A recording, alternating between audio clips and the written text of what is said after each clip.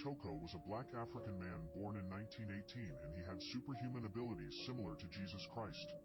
He was healing people, and he even summoned cherubim and seraphim angels to help defeat the Belgian army. As crazy as this may sound, this is a true story. Ours do not want the world knowing about this man because he was the first of many more Messiah-like figures to emerge. In the 1960s, Simeon Toko said more people like him would come. He was healing people and performing supernatural miracles.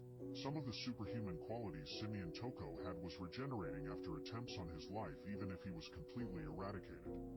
One time doctors heard of the rumors of his mystical abilities of being immortal, and they removed his heart surgically to see if it was true. He woke up from the operating table saying, "Why are you persecuting me like this? Give me my heart back," leaving the doctors completely shocked. Simeon Toko was reaching people with his message, and the cabal attempted to silence him for lack of better words. Once they found out he had Jesus-like abilities, but no attempts on his life succeeded, and he just kept coming back. Today I will be talking about the life of Simeon Toko, so let's get into it. As always, this video will be for entertainment purposes only. This is my opinion. Everything I say in this video is alleged. Be sure to like, share, and follow. Because in a world of deception, you need Deception Decode World. Simeon Toko was born February 24th of 1918 in Angola. He's best known for having supernatural powers. So February 24th, that will make him a Pisces. Very interesting. Stories about the magical and powerful Simeon Toko are well known in Africa, but many people in the Western world have never heard of this amazing man. Simeon Toko was born in a village in North Angola, Africa, nearly 100 years ago. It was rumored that not long after Simeon was born, a British missionary, a Christian worker, had a vivid dream that a great king had been born nearby. The missionary decided that he needed to find this special child. When the Christian worker had seen baby Simeon, he knew that Simeon was the king that he had dreamt of. When Simeon grew up, he became a member of a church where he started a famous choir of hundreds of people. The missionaries in the church could see that Simeon was not an ordinary man, and they believed that he had magical powers. Some say that the missionaries were frightened of Simeon's powers, and some say they were jealous. But for whatever reason, Simeon was banned from the church. Simeon loved God so much that he started his own church. Nearly 70 years ago, while Simeon was living in Congo, the Belgian army tried to invade the country. The Belgians had planned to unalive Simeon and all of his people and keep the land for themselves. Hundreds of the people of Congo said they saw Simeon close his eyes and begin to pray. They said that suddenly a huge army of more than 1,000 huge angels appeared out of thin air and stood behind Simeon. He had asked for God to send him protection, and God answered his prayer. The villagers said that they saw angels fight off the soldiers with ease. Many reported to seeing an angel lift an extremely heavy truck with one hand and throw it at a Belgian soldier. When the Belgian soldiers had been defeated, the angels disappeared and Simeon was left standing unscathed. So like I said, Simeon Toko is a Pisces, which is represented by the fish. Historically, Jesus' actual date of birth is unknown. However, in astrology, Jesus is widely considered the central avatar or figure of the age of Pisces. Also, the symbol of the fish was a primary secret symbol used by early Christians, and Greek letters for the word spelled out for Jesus Christ, Son of God, Savior. Jesus called his disciples, many of whom were fishermen, to be fishers of men. And even several of Jesus' miracles involved fish. And as we know, the Pisces symbol represents two fish swimming in opposite directions, connected by a cord or line.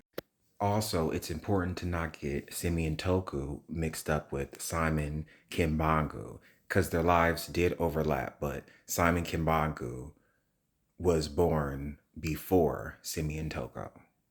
So when Simeon was excluded from the church, the police began jailing preachers. They were jailed and prosecuted as promptly as, they were the Ken Kibangunists, the followers of, Simon Kimbangu, who himself was imprisoned from 1921 until his unaliving in 1951.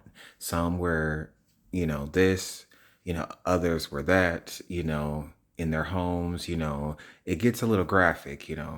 The wives, husbands, and children were separated from their families and homes by hundreds and even thousands of kilometers. When miracles started taking place among the new followers of Kimbangu, the Belgian authorities tried to suffocate this new messianic group at once. On October 22nd of 1949, Simeon Toko and 3,000 of his companions were put into two different jails. After 3 months in the jails, a decree was passed to deport them out of the country. This is when Simeon Toko started revealing himself. The Belgian administrator of the jail was named Pyroti. He abused the Tokoist prisoners, hurling, racist insults. He always ended with filthy, you're going back to your country in Angola. Tired of this abuse, Simeon Toko replied sharply to Parodi, know that if there is a stranger here, it is you, to show you that I am home. The day you make the injustice of deporting me from Belgian Congo, I'll have you carrying my bags alongside me. Simeon Toko held up both hands, spread out his fingers, and told the abusive Belgian to count them. He said, I give 10 years to the Belgians, not one more or less, to leave this country. No one at the time comprehended these words. However, the disciples of Simeon Toko understood later. The day they were reported, Parodi fell unalived. He was gripped with an apparent heart attack while working in his office and was unalived as suddenly as though a bullet had struck him squarely. As for the other mysterious statements made by Simeon Toko, 10 years later in 1960, the Belgians were obliged to leave their rich colony of Congo. But to impel this event, Simeon Toko unleashed his army. This incredible story is very well known throughout Central Africa and will be reported in greater detail in another book. The event was witnessed by thousands of people on January 4th of 1959. And before I continue, the Congo, didn't I just do my Ebola video on the current cases of Ebola in the Congo? So, everything is spiritual, but I digress.